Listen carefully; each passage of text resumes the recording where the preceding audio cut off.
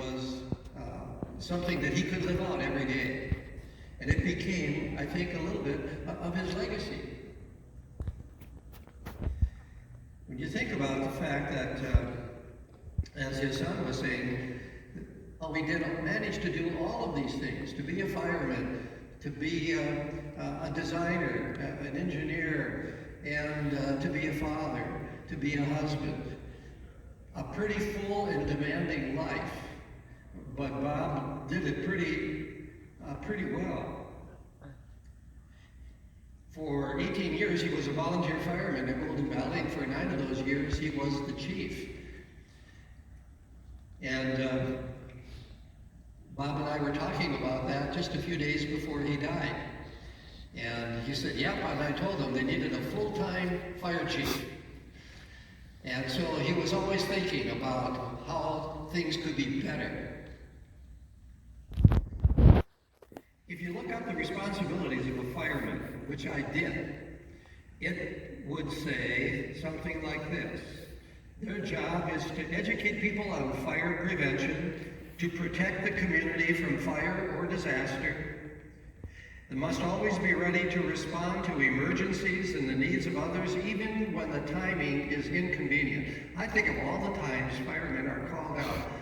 I hear sirens in the middle of the night and I think, thank God somebody is caring for somebody and I'm in bed.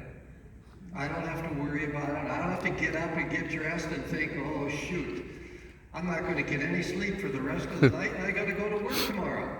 That was the life Bob lived. And sometimes it would be consecutive days that he would do this.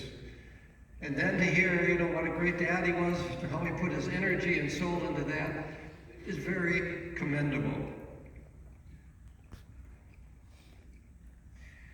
I read that 54% of all firemen in the United States are volunteer firemen.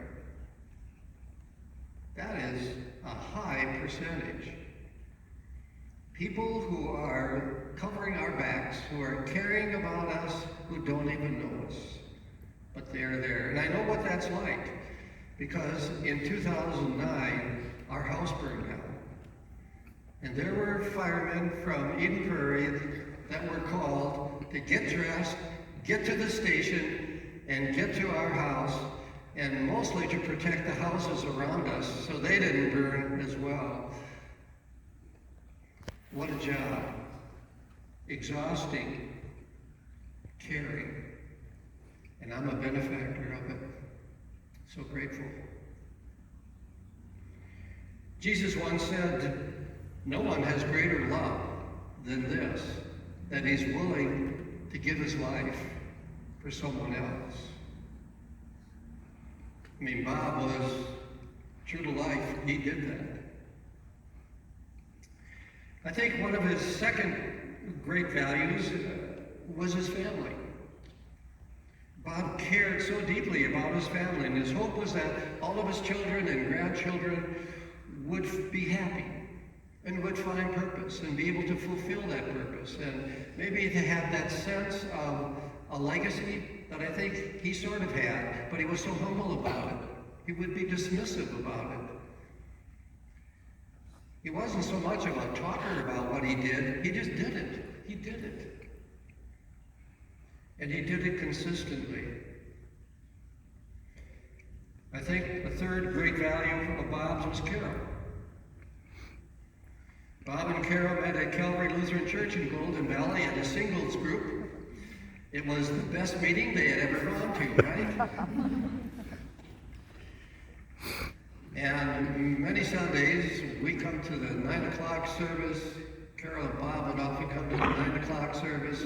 I'd look over and I'd see that they'd parked over here, and Bob was always holding Carol's hand, crossing the parking lot, coming into church. His real, true love. Married October 29th, 1994. And we don't have time to really talk about all the things that they had done together in 28 years.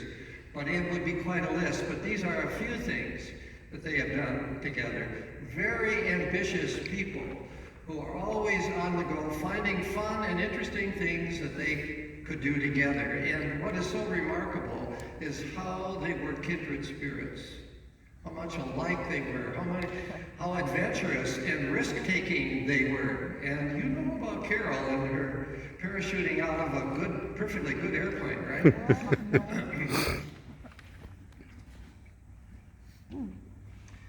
They loved going to the Guthrie Theater, Orchestra Hall, speaker programs at Edina Library. They loved riding the motorcycle, until one day a friend got killed and they decided maybe they should give that ride up. But nevertheless, pretty adventuresome, I would say. And they loved traveling. I think you said, Carol, you've been to every state except Rhode Island. So, went to Europe, Newfoundland, Alaska, did lots of camping, loved to go up to Duluth and the North Shore. Bob loved that area. Enjoyed nature, visiting all the national parks. Bob and Carol were just adventurous and tireless spirits. They would find things for our Primetimers group, which is our senior adult group in our church, that we could do together. And one of the things that they loved doing together, and Bob loved doing, is coming to church. So you're in a place that was holy and sacred and so special for Bob.